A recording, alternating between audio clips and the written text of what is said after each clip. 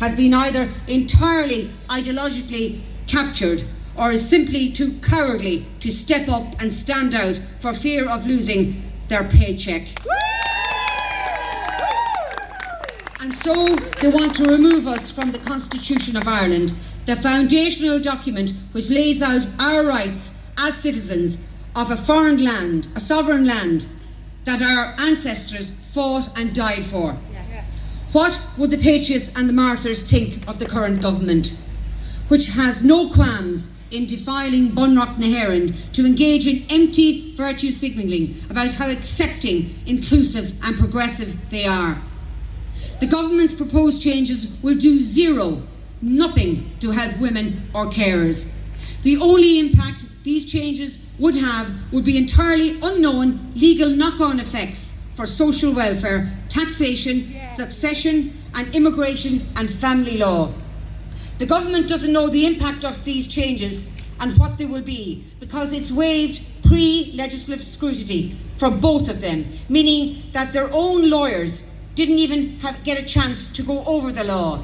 It was rushed through the Dáil and the Seanad and accepted no feedback, no changes, because they had to plough ahead in order to meet their arbitrary referendum date, chosen as a political cheap trick.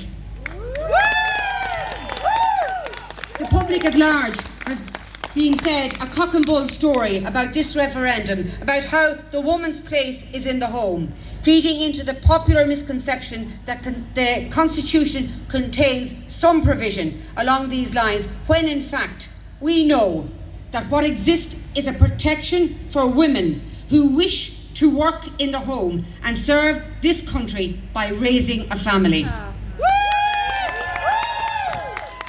The funny thing is that the government recently set up a national counter-disinformation strategy working group, but of course the identification of misinformation or disinformation only goes one way. There is no outlet for citizens to point out that the misinformation or this disinformation or this referendum is coming from the government itself. The establishment narrative has been that this is a historic chance to get rid of the sexist and outdated wording in the Constitution, giving wider recognition to the carers and modernise the definition of a family, following the now very tired government playbook of portraying itself as being the leading global figure on the cutting edge of any and all progressive causes.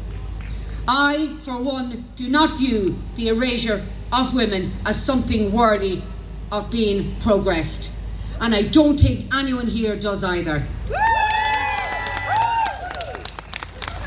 Did you know in 2017 a survey was done for Irish mothers that found that by choice 62% of them would prefer to stay at home to raise their children? How many women in Ireland engaged in labour due to economic necessity, to the neglect of their duties in the home, do we all know? There are hundreds and thousands of them at least. These mothers are forced to work because the economic policies of successive governments have made it impossible for a family to survive on a single income. Mothers are denied a choice of staying at home with their children because they cannot afford to do so. Rather, they must work, only to be forced to use a significant chunk of their earnings to pay for childcare, implying a stranger to mind their own children, whom they would much rather be minding themselves. It really is a bonkers system. That is what women are forced to do through economic necessity, because this government is not abiding by our Constitution. And now, rather than supporting women who wish to work in their homes, the government wants to remove the obligation to them and water down the Constitution to say it will strive to support carers. I do not view this as progress. It is another cynical step towards attempting to erase sex differences in society, because progressiveness has deemed the innate difference between man and woman to be problematic. They want us women to shut up and to assent to our identities being undermined and erased. They want to make it so that anyone can be a woman, at which point, of course, there will be no longer be anything special about womanhood in the popular mind, and it would be illegal to point out that being a woman is not something that can be adopted or discarded like a political stance. Well, I'm not going to take it. And you shouldn't take it either. So keep standing up, keep speaking out, and tell every woman that you know, your mothers, your sisters, your daughters, your grandmothers, to get out and vote no to this Constitution on March the 8th. Vote no, no. Thank you. And thank you for coming out today. Thank you. I'll say it, Senator. Senator Keogan. Next we have Rachel Nifuelon. Rachel and myself, Rachel came to me and said, let's do a march, and I said, yeah, let's go for it. And she had experience of mobilising, and also her messaging is really on point, and she reaches a wider base. And Rachel is a one-woman force of nature.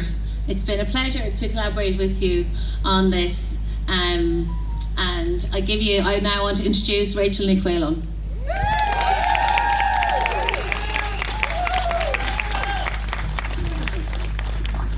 I'm a bit small for this. Okay. There we go. Okay. Yeah. Okay. Okay. Thank you to